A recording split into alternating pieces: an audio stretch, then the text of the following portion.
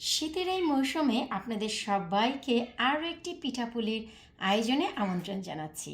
আর আজকের যে পিঠাটি এটি বলার অপেক্ষা রাখে না, এটি হচ্ছে বাহারি পাটিসাপটা।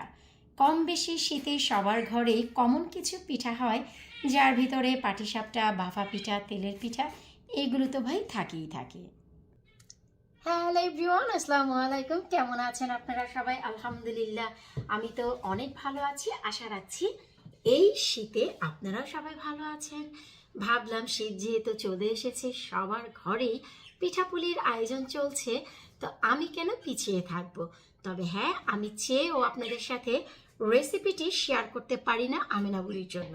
তো ভাবলাম যে এই যে পিঠা, এই পিঠার টেস্ট কেমন, পিঠাটি খেতে কেমন, কিভাবে বানাতে হয় একেবারে নতুনদের জন্য আমি এই ভিডিওতে আপনাদের সাথে শেয়ার করব। আর এই যে পিঠাটি, এটিকে আমরা সবাই বাহারি বা রঙ্গিলা পাটিসাপটা বলে থাকি।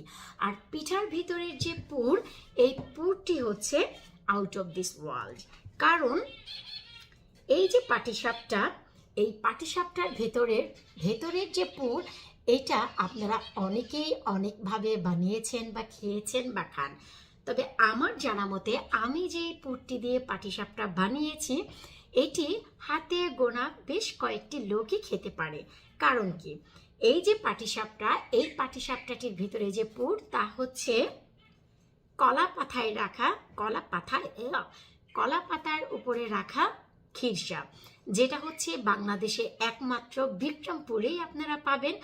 আর অন্যান্য কোনো জেলায় এই খিরসাটি আপনারা পাবেন না। এটি শুধুই দুধ দিয়ে বানানো হয়, অন্য কোনো কিছু অ্যাড করা হয় না। দুধ জাল করে, তা আবার 1 লিটার, 2 লিটার, 5 লিটার নয়, মনে মনে দুধ জাল করে সরাসরি ঘন হলে তারা বড় বড় পট দিয়ে একটি কলা পাতার উপরে রাখে, আরেকটি কলা পাতা দিয়ে চেপে ধরে রাখে। তারপর সেটি একেবারে ফ্ল্যাট হয়ে যায়, প্লেট যেমন গোল তেমন। এরপর এটিকে পিস পিস করে কেটে তারপর হচ্ছে আপনাদের এই পিঠার ভিতর ব্যবহার করতে হয়। তবে হ্যাঁ, আমি যেহেতু পিঠায় ব্যবহার করেছি, আমার কাছে খুবই সামান্য একটু রয়েছে, আমি আপনাদের সাথে সেটাও শেয়ার করব। এই সেই জিনিসটি যা হচ্ছে আমি আপনাদের সাথে শেয়ার করব। এই বছরই বাংলাদেশ থেকে আমার ছোট বোন লাইলি আমার জন্য পাঠিয়েছে। আর বেসিক্যালি আমার বোন বিক্রমপুরে থাকে, আমরা হচ্ছে বিক্রমপুরে। তো আমাদের যে পাটিসাপটার খিরসা, এটি একেবারেই কলা পাতার উপরে থাকে। এই যে দেখুন, আমি যখনই আমার হাতে এসেছে, আমি এগুলোকে পিস পিস করে জিপলক ব্যাগে ভরে তারপর হচ্ছে রেখে দিয়েছি ডিপ ফ্রিজে। এটা বছরের পর বছর আপনারা রেখে খেতে পারবেন, কোনো সমস্যা হয় না। বেসিক্যালি আমি এই কলাপাতার খিরসা আমার ডিপ ফ্রিজে পুরোপুরি 2 বছর রেখে তারপর খেয়েছি। গুণগত মান একেবারে অক্ষুণ্ণ ছিল। তবে এইবারের যে খিরসা, এটি আমার হাতে এসেছে বাংলাদেশ থেকে। যখন যিনি রওনা দিয়েছেন, যিনি আমার জন্য নিয়ে এসেছেন, উনি অলরেডি 72 ঘন্টা এয়ারলাইন্স ট্রানজিটে ছিল। তো 3 দিন পর আমার হাতে এটি এসেছে। দুধের জিনিস বুঝতেই পারছেন, খুব একেবারে ভালো আছে। তারপরেও 3 দিন দুধের জিনিস বাইরে থাকলে কেমন হতে পারে আপনারা নিজেরাই বুঝেন। এই যে দেখুন, তো আমি আজকে পিঠা বানিয়েছি। বাকি যে খিরসা, এটি হচ্ছে আমি সেভ করে রেখেছি পরবর্তী আরও একবার শীতে পাটিসাপটা খাওয়ার জন্য। তো এখন হচ্ছে কথা, আপনারা অনেকেই জানতে চান যে পাটিসাপটা পিঠা, এই যে পাটিসাপটা পিঠা, এই পিঠাটি অনেক সময় দেখা যায় যে অনেকে যদি বানায় তো শুধু চালের গুঁড়ি ব্যবহার করে। তো আমি আপনাদের বলবো যে শুধু চালের গুঁড়ি দিয়ে ব্যবহার করে যদি পাটিসাপটা বানান, তো ইনস্ট্যান্ট সেটি খেয়ে ফেলতে হয়। গরম গরম নরম থাকে, কিছুক্ষণ গেলেই সেটি একদম শক্ত হয়ে যায়, ধরা মাত্রই সেটি ভেঙে যায়, গুঁড়ো গুঁড়ো হয়ে যায়। কিন্তু এই যে দেখুন, আমি যে পদ্ধতিতে পাটিসাপটা বানিয়েছি, একদমই লেল না, একদম তুলার মতন যেগুলো লের হয়ে পড়ে যায় তা না, কিন্তু একেবারেই কত চমৎকার সফট আছে। আমি এখানে চালের গুঁড়ি নিয়েছি 1 কাপ। এই যে দেখতে পাচ্ছেন মেজারমেন্ট কাপের 1 কাপ চালের গুঁড়ি দিয়ে আমি এই পাটিসাপটাগুলো বানিয়েছি। এখানে আমি 1 কাপ চালের গুঁড়ির ভিতরে 1/4 কাপ ময়দা ব্যবহার করেছি, একটি কাপের 4 ভাগের 1 ভাগ। আর হচ্ছে সুগার কমপ্লিটলি আপনাদের ব্যাপার। আপনারা এখানে চাইলে গুড় ব্যবহার করতে পারেন উপরের লেয়ারটি লাল করার জন্য। তবে আমি চিনি ব্যবহার করেছি, খুবই মাইল্ড, তেমন মিষ্টি না, একেবারে অল্প মিষ্টিতে আমি পিঠা বানিয়েছি। কেন না বানাবো রে ভাই, আমার এক স্বামী, হাই রে কিপটা, আমাকে বলে কি না, কি বলবো রে ভাই, এই দুঃখের কথা, আমাকে বলে কি না গ্যাস কারেন্ট পুড়িয়ে এই পিঠা খাওয়ার প্রয়োজনটা কি। আমি বললাম, এ তুমি কি বললা রে ভাই, শীতের ভিতর কম বেশি তো সবাই পিঠা খায়। তো আমাকে বলল আমার কিপটা স্বামী, সবাই খেলে কি আমাদেরও খেতে হবে? যাই হোক, কি আর করবো রে ভাই, মনে বুকের উপর বড় পাথর একখান রেখে পিঠা ঝটপট বানিয়ে নিলাম। তবে খুবই কম মিষ্টি দিয়েছি, যেন আমার এই কিপটা স্বামী একটু খেতে পারে। আবার কিনা চিনির যদি হিসাব করে, এই গ্যাস কারেন্টের হিসাবের সাথে সাথে সে ভয়ে খুবই সামান্য চিনি ব্যবহার করেছে। তো যাই হোক, মজা করলাম এবং ঘটনাটিও সত্যি ছিল। তো চিনি আপনারা আপনাদের পছন্দ মতন দেবেন। আর এই যে পিঠা, এই পিঠার উপরের যে লেয়ার, আপনারা যখন অনেকেই বানান, অনেক সময় দেখা যায় উপরের লেয়ারটি অনেক বড় বড় ফুটো ফুটো হয়ে যায়। এই যে উপরের যে এই যে পিঠাটির কথাই বলছি, উপরের লেয়ারটি কিন্তু এই যে দেখুন কত স্মুথ হয়েছে। আমি প্রতিটি পিঠাই আপনাদের দেখাচ্ছি। এর কারণ হচ্ছে খুবই স্লো আছে আমার চুলার তাপমাত্রা সব থেকে কমে রেখে 1 থেকে 10 পর্যন্ত যদি আপনাদের নাম্বার থাকে, 1-এ রেখে আমি পিঠাগুলো বানিয়েছি, যার কারণে প্রতিটি পিঠার চমৎকার একটি আউটার লেয়ার হয়েছে। 1 কাপ চালের গুঁড়িতে আমি দিয়েছি 1/4 কাপ ময়দা, 2 টেবিল স্পুন পাউডারের মিল্ক দিলে খুব চমৎকার একটি টেস্ট হয়। আর দিয়েছি সুগার। ভালো করে আমি লিকুইড দুধ দিয়ে ব্যাটারটি তৈরি করেছি, রানি থেকে একটু বেশি।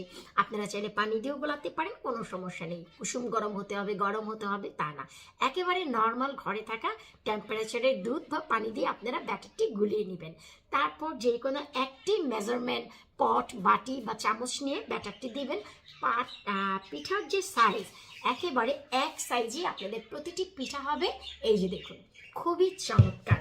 তো এখন ভাবলাম যে ভাই, পিঠা যেহেতু বানিয়েছি, আমি রেসিপি না দিয়েছি তাতে কি হয়েছে, পিঠাপুলির এই আয়োজনে আপনাদেরকে আমি দেখাবো। এই যে পিঠা আমি কিন্তু সকালবেলা বানিয়েছি, একদম ঠান্ডা বরফ হয়ে গেছে। আর আমাদের ভাই ঠান্ডার দেশ, বুঝতেই পারছেন। তারপরেও দেখুন পিঠা কত বেশি সফট আছে। তবে হ্যাঁ, অনেকে এই সফট পছন্দ করেন না, সেক্ষেত্রে আপনারা শুধুই চালের গুঁড়ি দিয়ে পিঠা বানাবেন। এতে করে কিন্তু নগদ খেয়ে ফেলতে হবে, না হয়তো কিন্তু শক্ত হয়ে গুঁড়ো গুঁড়ো হয়ে পড়ে যাবে। এখন এই যে দেখুন, আমি একটি পিঠা ভেঙেও আপনাদের দেখাচ্ছি। ওয়াও, এই যে দেখুন, অসাধারণ। এই যে দেখুন, আপনারা একটু ভিতরে পুরটি দেখার চেষ্টা করুন। এই যে আমি কাছ থেকে দেখাচ্ছি, এই যে ভাই কত মনোরম দেখুন, এত বেশি টেস্ট, শুধু দুধ দিয়ে বানানো, চিনি গুড় কোনো কিছুই এতে নেই। তো অরিজিনাল এই কলাপাতার উপরে খেসা দিয়ে পাটিসাপটাটি বানিয়ে আপনাদের সাথে শেয়ার করতে পেরে আমার তো ভাই নিজের অনেক বেশি ভালো লাগছে। এখন আমি খেয়ে বলবো যে এই পিঠার টেস্টে কেমন।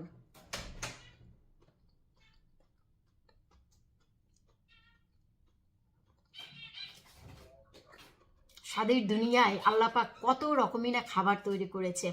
আমি জানি যে এই পাটিসাপটা পিঠা যে কেউ বানাতে পারে, তবে আমি যে টিপস এবং ট্রিক্সগুলো শেয়ার করলাম, এতে করে আপনারা পাটিসাপটা এত নরম, এগুলো 7 দিন পর্যন্ত একটানা এই রকমেরই সফট থাকবে, মোটেও শক্ত হবে না, মোটেও গুঁড়ো গুঁড়ো হবে না, মোটেও ভেঙে যাবে না।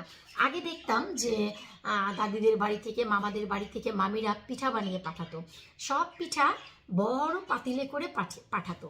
তো সেইখানে পাটিসাপটা যে পিঠাগুলো, সেগুলো গুঁড়ো গুঁড়ো হয়ে যেত, ভেঙে যেত, আমরা সেই ভাঙ্গা অংশগুলো পিক করে করে খেতাম। তো এই যে দেখুন, আমার এই টিপসটি যদি ফলো করে আপনারা একবার পিঠা বানান, ট্রাস্ট মি, আপনাদের পিঠা আমার থেকেও সুন্দর হবে। আর এই যে বাহারি করেছি, এই জিনিসটি আপনারা আপনাদের পছন্দ মতো যে কোনো কালার দিয়ে করতে পারেন। একই ব্যাটার, যেই ব্যাটার দিয়ে আমি পাটিসাপটা বানিয়েছি, সেখান থেকে কিছুটা ব্যাটার আলাদা করে কালার দিয়ে একটি পটে ভরে পিঠার লেয়ারটি দেওয়ার আগে আমি এই প্রিন্টেড যে লেয়ার সেটি দিয়েছি, তার উপরে সাদা পিঠার লেয়ারটি দিয়েছি, তারপর একসাথে ফোল্ড করে নিয়েছি। হয়ে গেল আমাদের প্রিন্টেড বা বাহারি বা রঙিলা পাটিসাপটা। মিষ্টি ওয়াইজ আপনাদের বলবো, যদি ডায়াবেটিসের রোগীও থাকে তাদের জন্য একেবারে পারফেক্ট। উপরের আউটার লেয়ারটি মোটেও মিষ্টি না, একেবারে মাইল্ড যাকে বলে, মানে এক বসায় আপনি 10টি পিঠাও যদি খেয়ে ফেলেন আপনার কোনো ক্ষতি হবে না। এখন এর আগে আমি আপনাদের সাথে একটি ভাপা পিঠার ভিডিও শেয়ার করেছি, বানানো নয়, খেয়ে রিভিউ দিয়েছি। সেই ভিডিওটি আপনারা অনেকেই পছন্দ করেছেন, তার জন্য আপনাদের অসংখ্য ধন্যবাদ। আশা রাখছি আজকের এই পিঠার ভিডিওটি আপনারা পছন্দ করবেন। দেখি যে পরবর্তী কি পিঠা আমি বানাই। তবে হ্যাঁ, চুপি চুপি বানাবো, যখন আমার হাড় কিপটা স্বামীটা ইউনিভার্সিটি অথবা হসপিটাল থাকবে। না হয়তো ভাই গুড়, চিনি, আটা, ময়দা, কারেন্ট, গ্যাস সব কিছুর হিসাব নেবে। ওরে ভাই, এত হিসাব করে কি জীবনে চলা যায়? তারপরে তো চলছি, বাড়াচ্ছি, খাচ্ছি, আপনাদের সাথে শেয়ার করছি। তো আজকে এই চমৎকার পিঠাটির সাথে বিদায় নেব। আপনাদের কাছ থেকে কার কেমন লাগলো জানাতে কিন্তু একেবারেই ভুলবেন না। আল্লাহ হাফিজ।